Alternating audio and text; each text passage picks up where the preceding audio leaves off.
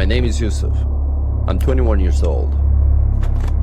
A few weeks ago, my parents decided to go to Lebanon for a few days while I stayed home. I was happy to have a few days to myself, so I decided to drive to the lake which my family went camping at when I was small. It was remote, surrounded by trees, and barely anyone goes there. I decided to stay for one night though. As I got there, I decided to dare myself into skinny dipping since I was alone. To be honest, it was quite refreshing and relaxing. As it was getting dark, I took out some firewood to dry up with a campfire and got my lunch.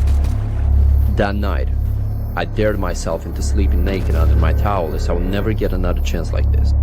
As I woke up, I was shocked. My towel was gone. I couldn't find my clothes either. I felt scared as this meant I wasn't alone in the woods. To my luck, my car keys weren't stolen, so I decided to get home. However, since I was staying for one night, I didn't bring any extra clothes. Due to my condition, I had to drive on those barely used roads to avoid any exposure to the public. It was a bumpy ride, but it was worth it. After a few hours, I saw a man in the distance near the road. He tripped and hit his head on a rock. Despite my condition, I knew I needed to stop and give him some help. But as I saw him, I realized he was wearing the same clothes I wore yesterday. I got out to ask if he's okay, but he didn't move. As I got closer, he grabbed my hand and looked at me. He had wide eyes and a huge, terrifying smile. I was more scared than I like to admit. I quickly got in my car and drove away. I managed to get home by sunset, and it took me a few minutes to get the balls to run to my front door. I have no return to the lake, and his smile haunted me ever since.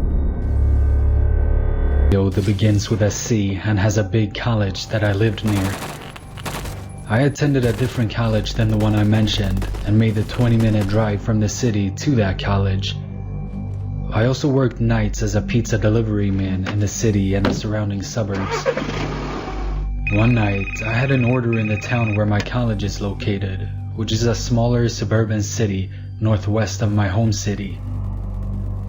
Now, this call occurred during what my coworkers and I refer to as the dead hour, which is just before the shop closed at 1 in the morning. I begrudgingly took the pizzas, got in the car, and plugged the address into the GPS. I noticed that the house was located off on a back road in what looked like a sparsely populated area. Not thinking much of this, I drove up Route 315 to I-270 East and exited. After passing through downtown, the cemetery, and the college, I drove through some subdevelopments and then onto a smaller road where the house was located. The GPS notified me that I had arrived to my destination, but to my surprise, the house was boarded up. I noticed that there was a small shed in the back of the house that had a small window. There was a flickering light in the window. At this point, almost every red flag had gone off in my head. But I knew my hard-ass boss would be pissed if I wimped out on this delivery, so I proceeded towards the shed. As I got closer to the shed, I heard a rustling in the bushes next to the driveway. Then I heard a man whisper, "Here they come, Billy. 45, 45. At that point, a man jumped out of the bushes and 2 other men jumped out of the shed. They were carrying knives and were wearing these long robes and white masks. I made it back to the car just in time, while one of the assailants managed to slip my arm. As I escaped, I could see the assailant standing in the middle of the road looking pissed. I probably drove 90 miles per hour on the way back. When I got to the shop, everyone looked shocked. After explaining everything to them, we contacted the police and dispatched a few officers to the house. When they got there, the assailants were gone. They found some drug paraphernalia in the shed, and some ropes and some weird torture equipment.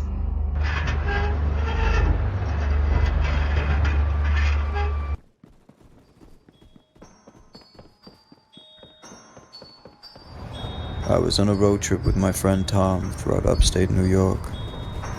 On our second night of driving, we were taking some peaceful back road through the woods because we were tired of the noisy highway.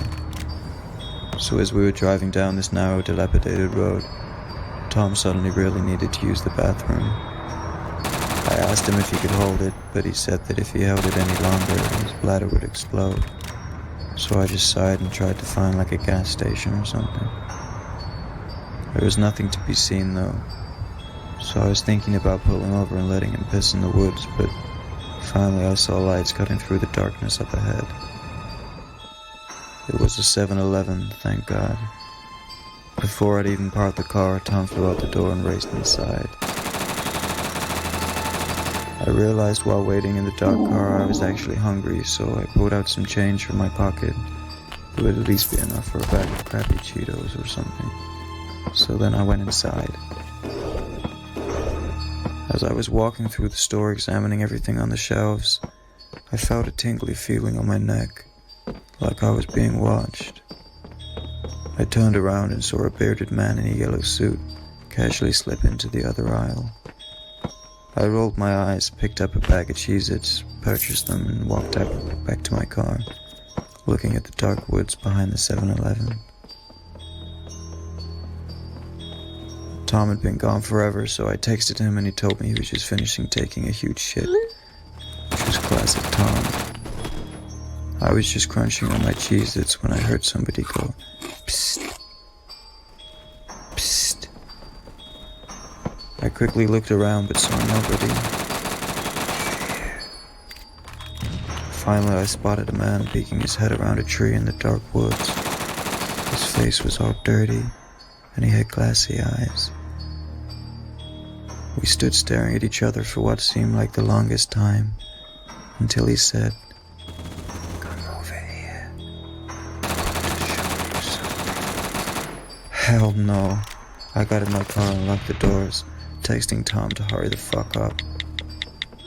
I told him there was a creepy weirdo outside the car and he was all like, "Alright, be right over." Later on he walked out the doors and climbed into the car, and I hit the gas to get as far away from that fucking place as possible. As we were driving, I looked back one last time in the rearview mirror and saw 3 cloaked, bulky men standing in the trees surrounding the 7-Eleven. Needless to say, I still have no idea what the hell was going on at that place, nor do I ever want to find out. Hey, yeah, I just put the video right there. Thank you.